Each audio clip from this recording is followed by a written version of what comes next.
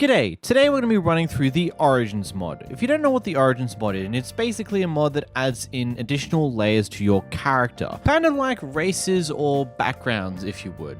Basically, these little origins will give you additional effects to your typical playthrough, making certain things potentially harder while other things a little easier, and other little changes and quirks along those lines. Of course, if you don't want to deal with this at all in a server that has origins, you can always pick the human origin, which is basically the typical Minecraft experience. Origins are split into 3 different impact levels.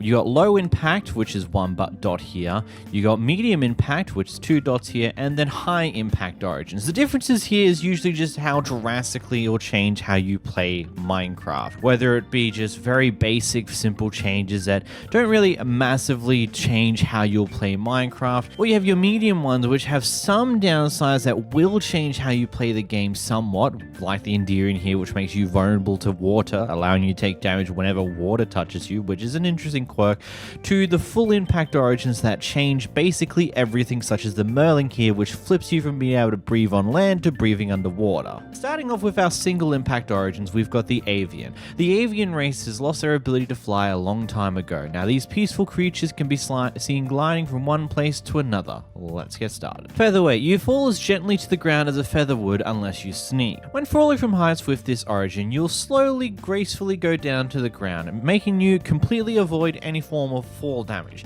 If this is too slow for you and you want to fall quicker, you can always just press shift whilst falling, but keep in mind, as we saw there, it will make you take some form of fall damage based upon when you press down shift. Though, something a little funky with this, you can hold shift the entire time but let go at the last minute in order to not take any form of fall damage. So if you want to fall down fast but avoid fall damage, make sure to let go of shift before you touch the ground. Fresh air. When sleeping, your bed needs to be at an altitude of at least 86 blocks so you can breathe fresh air. This is pretty self-explanatory. You need to put your bed up to 86 blocks in the air. As at this current level here, we're at level 67. Another interesting thing to this is it does mean you not only can you not sleep when your bed's not high enough, you also can't set your spawn in said bed because, again, you're not high enough. This is how high up you need for your bed, at least with this surface level here. This is at 86 blocks high, which when we right click now, not only are we able to sleep if it was nighttime, it also now sets our spawn for us. Like air, modifiers to your walking speed also apply whilst you're airborne. One thing you probably have noticed over the years of playing Minecraft is if you have any form of speed boost, if it's higher than a certain level, sprint jumping is no longer the faster method of running around because you'll just run faster by being here. Let's take it for example, if I give myself, with this, we can run super fast. Now, usually with typical Minecraft shenanigans, when you jump, you'll lose all this extra speed boost because you're no longer running on the ground, as speed usually only affects your ground movement. But as you probably could tell already, when you jump with this, it also maintains whatever momentum you have while sprint jumping, allowing sprint jumping to be far more effective again, even with high speed bonuses on you. Ultimately, this isn't something you're probably going to pick up on much in an average playthrough of normal Minecraft with just the Origin mod, but a heavily modded playthrough, you might pick up on this stuff. Like, let's say if you have Apotheosis Enchanting in your mod pack, where you have a bunch of speed talismans and speed effects on your armor, you can get really, really fast, and with this origin, it will maintain said speed when you're in the air. Tailwind, you're a little bit quicker on foot than others. Move that aside, getting rid of our speed boost. If we flick back to the human for a moment here, you can see our speed here. We're just running around at our usual pace for a Minecraft player. But if we flick over to the Avian Origin with Tailwind, you can already tell that we've got a speed boost of some sort because the FOV zooms out just a little bit. And if we start moving, you can definitely pick up on the speed boost. I'm now running in this little loop a lot quicker than what I was before. Oviparous. Whenever you wake up in the morning, you'll lay an egg.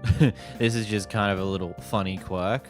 I just overshot that. Midnight, we flick to sleep, we wake back up. As you can see, I've now got an egg in my hand because as I get up, it drops an egg in the position I was sleeping in, and well, that goes straight to your inventory. Vegetarian, you cannot digest any form of meat. In any later versions of Minecraft Origins, I think it was 1.18 or 1.19 onwards, they actually start displaying the ability that disables this and lets you know right off the get-go. As you can see, hovering over any form of meat, it gives you the inedible, which with the ability causing it the vegetarian thing. Again, you hover over anything that isn't meat, you can eat it as if it was normal. Though one little quirk is that cake is typically immune to any of these abilities. You are always able to place down a cake and eat it like it was nobody's business, no matter how your diet is restricted. Next up, we have the Arachnid Origin. Their climbing abilities and their ability to trap their foes in spiderweb make the Arachnid perfect hunters. Climbing, you're able to climb up any kind of wall, not just ladders. You can toggle this with your primary ability key. And yeah, the first ability, we can climb blocks as if we're a spider. It just basically turns every block's side face into a ladder of sort. And if this is bothering you and you don't want to just climb everything all the time, you can just press your primary ability key, which by default, if we roll over to controls here, since we didn't talk about it before, by default is bound to G. There's also a secondary ability key that comes with this mod that is not bound normally. You can always bind this via whatever key you do. My typical go-to is Y, but no origins in the core mod itself actually make use of this. It's usually only additional origins you can add on top of it. And yeah, when you've pressed the ability key and toggled it off, you can no longer climb walls like they're ladders, but you simply press it again and suddenly you can start climbing again. Master of Webs. You navigate cobweb perfectly and are able to climb them. When you hit an enemy in melee, they get stuck in cobweb for a while. Non-arthropods stuck in cobweb will be sensed by you. You're able to craft cobwebs from string. As you can see here with the little tooltip here, we can craft cobwebs by 2 pieces of string. Any form of cobwebs you can just walk through almost as normal. It still does slow you down, but nowhere near as much as it would when you're in a normal human. Like we swap over here, as you can see, it slows us down significantly more than what the Arachnid does. Also, if let's say we can whack the cow with melee and he'll be thrown into a cobweb, and as you can see, whilst it's in the cobweb, it glows. If he's walking in a cobweb, he glows. It doesn't matter if it's cobweb made by you just simply whacking them, but you whack them, they go into a cobweb. As you can see, there's a cooldown to that with the bar that's currently loading back up. When it's back to full, you can whack them again and they're in a cobweb again. Pretty neat. Also, fun little thing, I don't know if it's going to be brought up in the Origin because I actually never knew this until today. You can't actually break your own cobwebs by normalcy. So even if we flick to survival, we can't highlight the cobweb. In order to be able to highlight the cobweb, you need to hold shift, and then you can target the cobweb here. You can't even right click off the cobweb itself, it'll just place it the next available thing, which is kind of interesting quirk I never even knew about. Carnivore, your diet is restricted to meat. You can't eat vegetables. Same as before with the Avian Origin, except for the other way around. Any form of non-meat based item is inedible, whilst you can eat any form of meat based item. This also includes bread and cookies. If you're curious, these are technically not edible because they're not meat. But as I said earlier, when it comes to this ability, the cake usually is immune, because the cake is made of mysterious ingredients. It's neither meat nor not meat. It is substance. Fragile, you have 3 less hearts of health than humans. Rather than the typical 10 hearts that a usual player would have, you have 7 hearts instead, which means you've got 14 hit points instead of the usual 20. Just be aware of that. Elytrian, often flying around in the winds, Elytrians are uncomfortable when they don't have enough space above their heads. Winged, you have Elytrian wings without needing to equip any. Yeah, with this Origin, you start off with good old wings, and they don't even take up an inventory slot. You still have the chestplate slot available to you with this Origin, though there are some quirks with that which we'll go over soon. But yeah, you have wings, baby, from the get-go. You might think this is overpowered, and in some degrees it probably is, but hey, this is cool. Gift of the Winds. Every 30 seconds you're able to launch about 20 blocks up into the air. This is the interesting ability, as not only does it allow you to launch off the ground easier to get a better head start with flying, but if you use it whilst flying around, it can be used to give you a nice moderate boost with your Elytra, which can be pretty useful. Again though, it has a pretty long cooldown, usually long enough that you won't be able to make use of it a second time whilst flying around in the air, unless you're really good at Elytra movements. Again, 20 blocks up, and then we can float around with the Elytra afterwards. Aerial Combatant. You deal substantially more damage whilst in Elytra flight. 1, 2, 3. With a stone sword, it takes 3 crit hits to kill a husk. With a stone sword and hitting whilst flying with the Elytra, it takes 2 crit hits instead. You can tell I was flying with the Elytra because of how my camera did some wackiness. But it does significantly increase the output of damage that you deal whenever you're flying around. This, of course, comes with the caveat that it requires you to be flying around in order to get that damage buff, or do weird shenanigans like that where you're consistently double pressing space whenever you're fighting someone. This is probably the most efficient way of using this without taking huge ample risk to yourself with flying around and potentially hitting walls and stuff along those lines. Need for mobility. You cannot wear any heavy armor with protection values higher than chainmail. This is where that quirk came in that I was talking about before. Yes, you can wear a chest plate, but you can't wear anything above chainmail armor. Except for the helmet, because an iron helmet has the same stats as a chainmail helmet. You can get away with an iron helmet for armor, but you can't get away with any other armor pieces that are in iron. Instead, the rest of your suit will have to be in chainmail.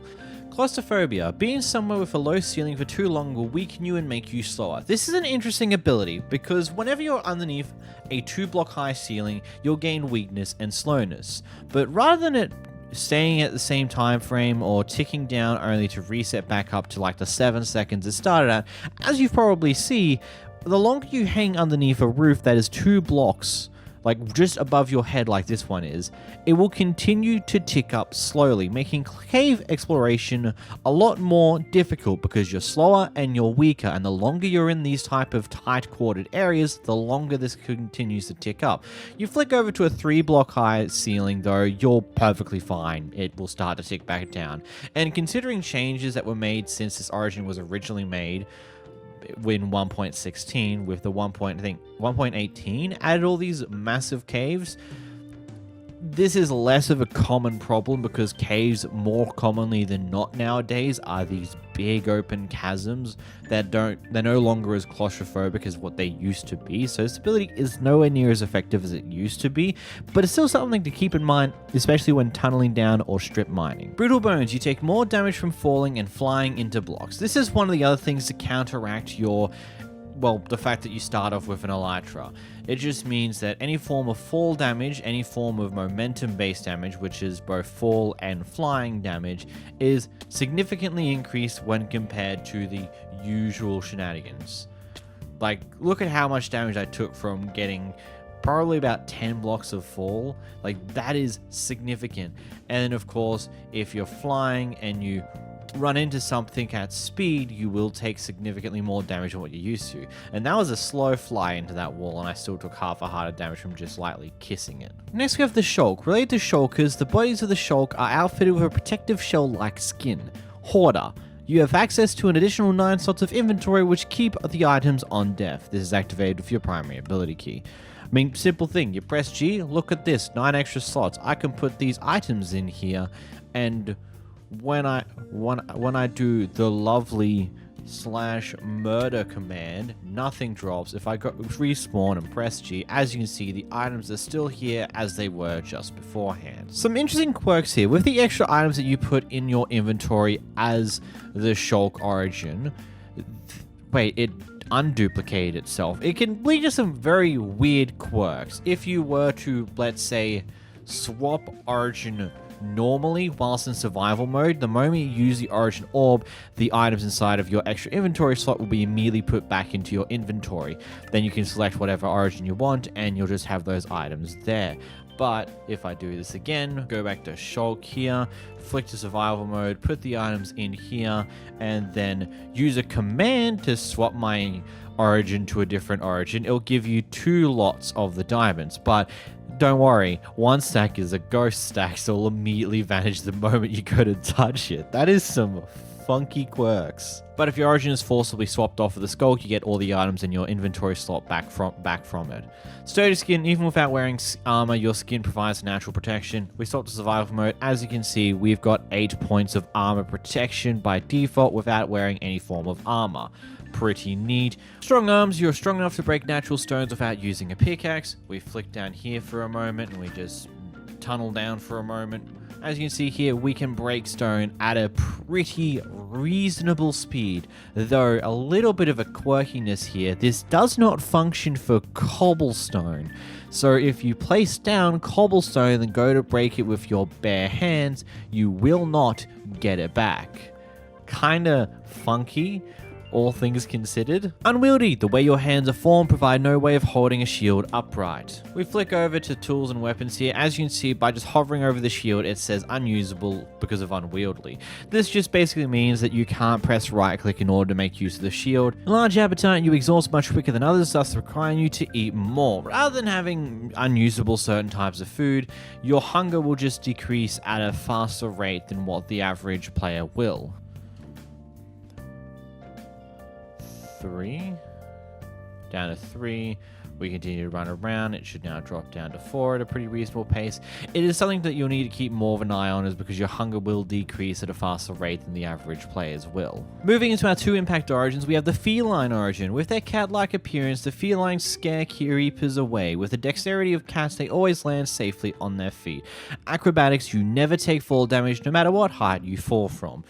I mean, let's just test this. Let's go all the way up into the sky and then flick to survival mode, and bada bing, bada boom, we hit the ground and nothing happens. I mean, there's not much more to it. You take no fall damage. Strong ankles. You're able to jump higher by jumping while sprinting. When you're walking around and jump without sprinting, you'll jump normally. But if you jump while sprinting, you'll jump up 2 total blocks instead. This is interesting because it makes jump sprinting a lot slower for this origin, which is kind of funky to think about, but it allows you to get to more higher places than what you would be able to otherwise. Velvet balls, your footsteps don't cause any vibrations, which could be otherwise picked up by other life forms. This makes it a lot, slightly less difficult for you to be tracked as an average player, though the most major thing that this actually affects is skulk senses.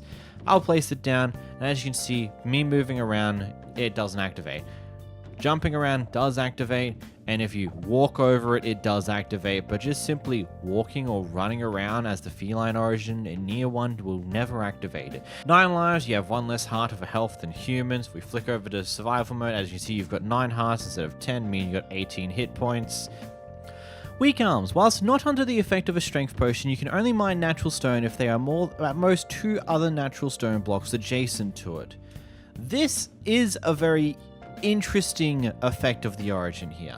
And you can see if we walk up to this stone line here, which is just 3 stone blocks, only a maximum of 2 next to the most popular stone block, I can break it like normal. But if I roll over to this one here, where there's a 3rd stone block behind it, I can no longer mine it like normal. This also applies to deep slate, granite, diorite, and all other forms of natural stones along these lines.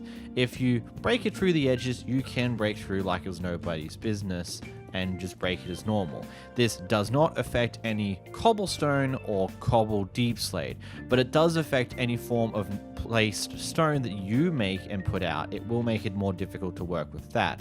Fortunately, you can still roam through caves and grab ores like normal, as this is not affected by that. This, of course, includes upwards of diamonds, which you can still mine as normal. On top of that, you can still mine obsidian like normal regardless of how bunched up it is. This purely affects any form of natural stone, which, as I listed before, is stone, deep slate, granite, diorite, and then andesite. All of those stones are more difficult to deal with, so you're going to be more reliant on caving until you get access to a strength potion, which is why it's a good thing you don't have to worry about this quirk when it comes to obsidian or any form of ores. Once you drink a strength potion, you can now break all these blocks like normal, like there was never any problems in the first place. Cat-like appearance. Creepers are scared of you and will only explode if you attack them first. I mean, it's just cats. It's the typical fun of cats, except for a little tweak. They will naturally run away from you like it was nobody's business, but if you whack them, then they'll explode when they get near you. But they'll only do that when, at that moment you hit them. they will still run away from you if you walk away from them, even after you hit them, but if you approach them after you've hit them from that point onwards, they will explode. Nocturnal, you can slightly see in the dark when not in water. We just flick it to time, set, midnight. As you can see, you've got better vision than usual. It's not 100% night vision, but it's better than what you would usually be able to see at nighttime. Next, the Enderian. Born as children of the Ender Dragon, Enderians are capable of teleporting but are vulnerable to water. Teleportation. Whenever you want, you may throw an Ender Pearl which deals no damage, allowing you to teleport. Selecting this origin. Wada bing bada boom, we're in this origin here. We can just press G to throw an E-Pearl. That does nothing. It will not, we won't take any form of damage, and we're able to go wherever we want with admitted ease. It is a pretty nifty thing. Hydrophobia. You receive damage over time whilst in contact with water. This is the biggest quirk of this origin, is water hurts. You see this water here? I jump into it, I start taking damage. Flick on rain for 56. You can see it starts to rain. If we walk out into it, we will take damage from the rain. Wow, that was 50 ticks is very short. Let's go 500 ticks. And you see, as it starts to rain, we start taking damage from it. We roam underneath any form of cover, we'll be fine. Okay, there's a zombie, which is kind of funky. It makes trekking through the world when it's raining a lot more of a fun adventure, I would say.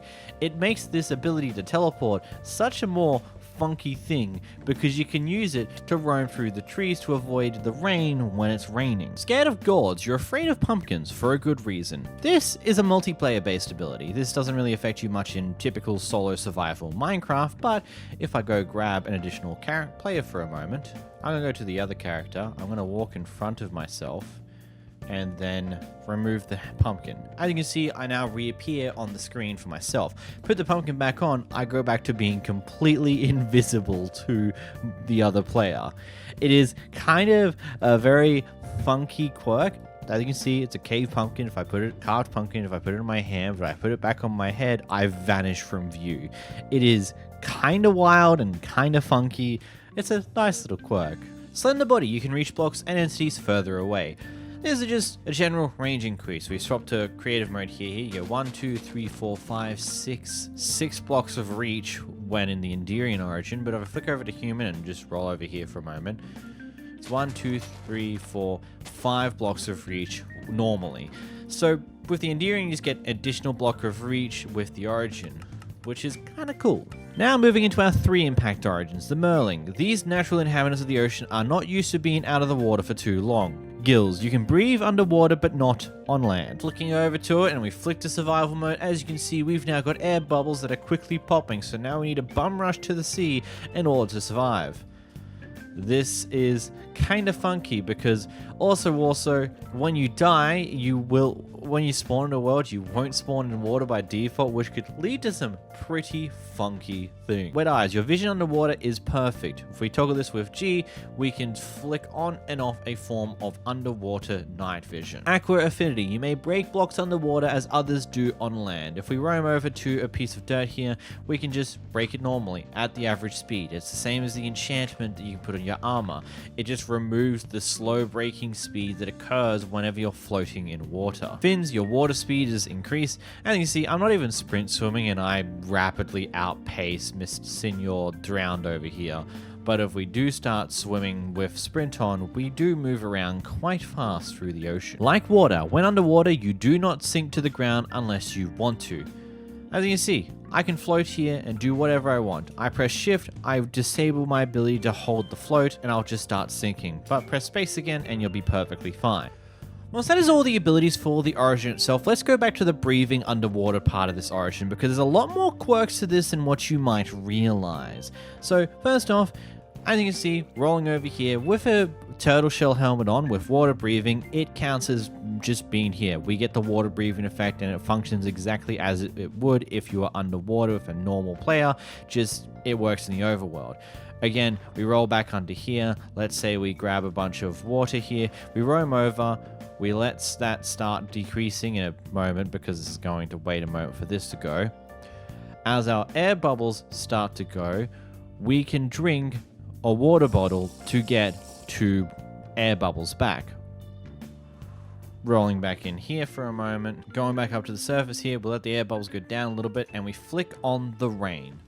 Rain will stop you from losing air bubbles, but it will not increase them. So it allows you to get around as normal in the rain, but if you do go undercover, you'll start to lose air bubbles again. It's kind of an interesting set of quirks. And really cool, honestly. Next we have the Blazeborn. Late descendants of the Blazeborn are naturally immune to perils of the nether. Fire immunity, you're immune to all types of fire damage. We flick over here, we grab, let's say, a flint and steel and a bucket of lava. We flick over to survival mode, we walk into it and nothing happens. We go into lava and nothing happens. What lava? We don't care about that stuff. Nether inhabitant. Your natural spawn will be in the nether. So if I just do the lovely def command, we will now respawn in the nether dimension by default because we don't have a bed currently. I wonder where we're going to be put. This is probably the most interesting quirk of this origin, ignoring everything else, because this could make or break your average playthrough. If you're lucky and you get a decent spawn, like I'd say this is a very decent spawn, you're in a big open space and you're able to explore. Like we've got this over here, which can allow us to get started with various resources and allow us to move around the nether as normal. Or you could get extremely unlucky with your spawn point and just spawn in a very tiny pocket in the nether, where your only way out ends up being dropping down to your death in a certain level. So that is probably the biggest thing to keep in mind with this origin. This origin is best used when on a server with friends so they can get you out of whatever random spawn point you end up having, and is far more challenging when you're trying to do a solo playthrough with this origin alone. Burning Wrath. When on fire, you deal additional damage with your attacks. Purely because of how I'm going to have to display this, if I roll over here, it takes 1, 2, 3, 4, 5 normal hits on a husk in order to kill it. If we grab ourselves a bucket of lava and put ourselves in it, see where it aims, cool. Put Mr. 1, let it come back over here because it'll want to. 2, 3. It'll take 3 hits from a stone sword instead of 5 when in lava, and when we're just on fire in general, which is kind of cool. Again, 1, 2 crit hits with a stone sword when we're on fire. Really cool. Hot-blooded. Due to your hot body, venoms burn up, making you immune to poison and hunger status effects. A simple way of explaining this is by trying to give myself this effect. So let's say poison, for example, as you can see, unable to apply this effect, target is either immune to the effects or has something stronger. We then swap over to hunger. Again, same thing as before, we're immune to the effects. Hydrophobia. You receive damage over time whilst in contact with water. As explained with the Enderian earlier, this functions with both water in general as well as any form of rain will affect you. Something I did not bring up with the Enderian Origin earlier when we talked about the hydrophobic ability, this mod adds in water protection as an enchantment. I'm not 100% sure how you're meant to obtain it. With a full set of water protection for armor, we can now sit in water with our hydrophobic origin.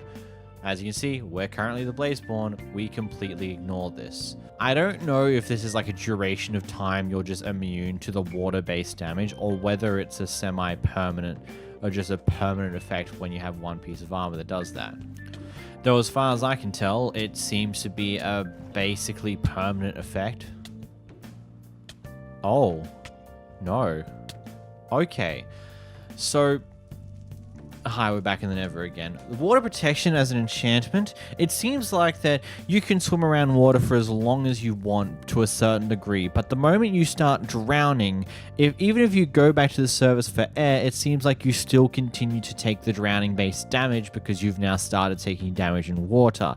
A very intriguing, to say the least. Phantom. As half human and half phantom beings, these creatures can switch between a phantom and a normal form. Your phantom form. You can switch between the human and phantom form at will, but only while you are saturated enough to sprint. This is a toggleable ability. I will remove over here before I flick to survival mode. As you can see, we're currently in our phantom mode. It allows us to phase through basically any block aside from bedrock and obsidian. Again, we flick it off and we will just go back to normal wherever we are. It is quite cool, but this does consume your hunger to a slight degree, and the moment you're unable to sprint, you'll no longer be able to be in this mode. And you see, as you get close to running out of hunger, the little fade around the vignette around your FOV will go red. And then, of course, once you drop down to 3, you're no longer in the phantom mode, and you can no longer go back into the phantom mode. Translucent. Your skin is translucent. And you see, your skin is see-through for the most part. You can still see yourself there. You roll into phantom mode though, you become completely invisible, so yeah, it's a thing there. Phasing. While phantomized, you can walk through solid material except for obsidian. As I said before, you can phase through anything for a certain period of time. Invisibility. While phantomized, you are invisible. Again, pointed that out already. Photoallergenic. You begin to burn in daylight if you're not invisible. This is a cool little quirky thing here. As you can see, if I just waltz out into the sun here, I start burning. And of course, you stay on fire for a little while, which is fun. But if you walk around in the daylight whilst invisible, you'll be perfectly fine. Fast metabolism. Being phantomized causes you to become hungry. It just means your hunger decreases faster when you're in the phantom mode. And fragile. You have 3 less hearts and health than of the humans. You have 7 hearts instead of 10, which means you have 14 hit points instead of 20. Something to keep in mind. Not exactly game changing to a certain degree, especially if you can just piece out of any problem you have by just diving into the ground. And as long as you have food to keep your hunger up, you don't need to worry about anything. And that's the Origin mod itself. I've always wanted to remake this video up for quite a while now, especially considering that I feel like I kind of just deviated from my usual style of mod videos when making that original video back in 2022, but here we are, we're back again, and it's currently in a beta version for 1.21.2. There's a lot of quirks that have occurred with the 1.21.2. For example, data packs have been completely changed, which means most data packs pre 1.21 no longer work as intended. There's a lot more details of that I might discuss at another time in the future, or maybe not. I don't know. If you did enjoy this video, make sure to leave a like down below, and maybe subscribe if you haven't already. That could be pretty cool. But until next time, bye bye.